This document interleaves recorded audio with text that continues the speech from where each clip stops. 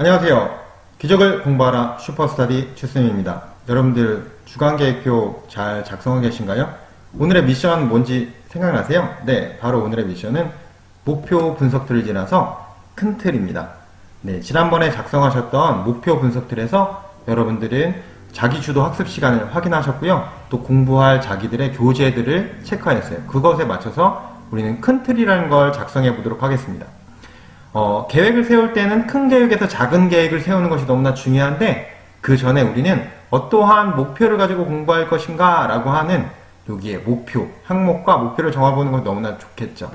그 다음에 받고 싶은 등급 같은 것들을 적었다면 색깔로 구별하여서 내가 학습할 내용들을 주간계획표의 원칙과 같이 같은 과목을 같은 줄에 작성을 해보는 방법을 작성하게 됩니다. 그렇게 해서 여러분들이 21일 동안 어떻게 공부하실 것인가, 지필평가에 대한 실질적인 범위가 나왔다면 여러분들이 그 범위에 맞춰서 계획을 세울 수 있겠지만, 지금은 여러가지 국가적인 상황상 그렇게 계획은 세우지 못하더라도 지필평가가 곧 이제 이루어질 거다라고 생각을 하고 3주 동안 계획을 세워보시면 됩니다. 아시겠죠? 그러면 그 큰 틀 계획을 가지고 여러분들은 주간계획표를 세우게 될 것인데요.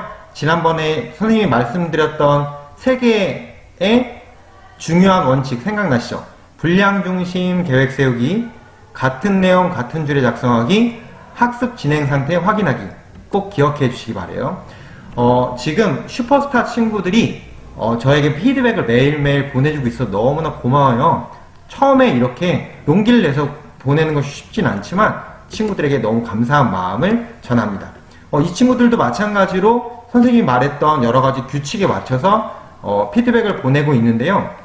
친구가 보낸 거 한번 살펴볼까요? 봤더니 일단 같은 과목을 같은 줄에 쓰려고 노력했고, 분량도 쓰려고 노력을 했고, 몸짱 맘짱, 그 다음에 시간까지도 쓰려고 노력한 모습이 보여요. 근데 첫 번째 선생님이 피드백 해주고 싶은 거는, 이 친구는 국어와 수학과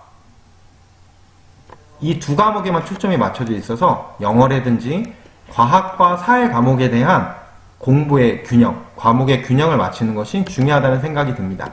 또 같은 내용을 같은 줄에 작성하기라고 했는데, 여기 보면 국어가 오감도라는 문제집이 있나봐요. 이 문제집이 같은 줄에 적지 않다 보니까 한눈에 들어오지가 않는 거예요. 아, 국어 공부를 내가 얼마만큼 했구나 라고 하는 것이 한눈에 들어오지 않는다라고 하는 것을 체크해 줬으면 좋겠고요. 그 다음에 분량 중심으로 계획을 세우는데, 여기는 2강 적었는데, 여기는 144페이지에서 144페이지라고 하는 계획을 세웠어요. 2강이라고 하면만 적으면 내가 누적된 학습량이 얼마만큼이 오는지 알 수 없어요. 그래서 여기에 적은 것처럼 페이지를 구체적으로 적어주는 것이 좋습니다. 또 다른 친구 볼까요?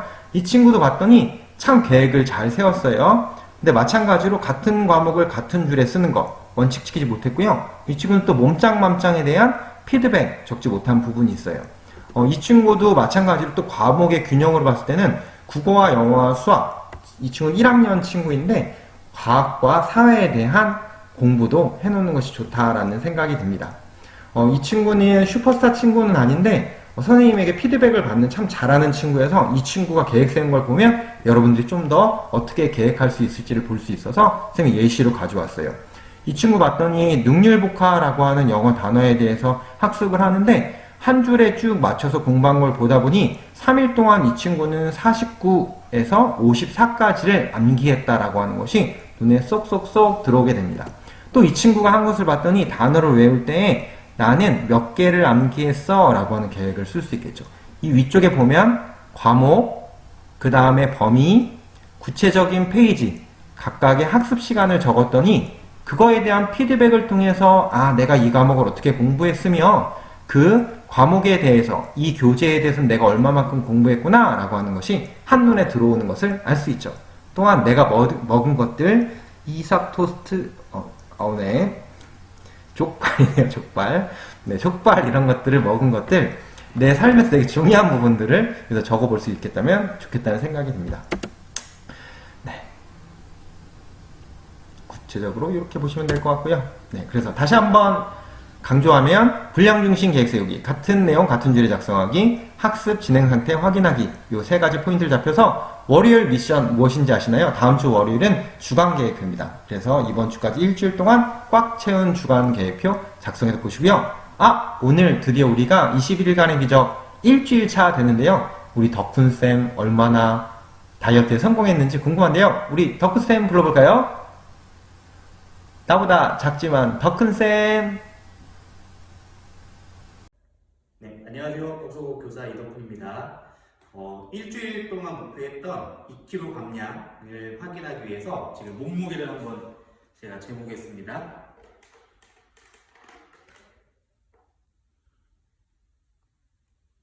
와, 정말 덕훈쌤이 대단하게 다이어트를 했네요. 네, 여러분. 월요일에 우리 다시 만나는 그날까지 우리는 지금 변화될 때입니다. 기적을 공부하라. 슈퍼스타 D.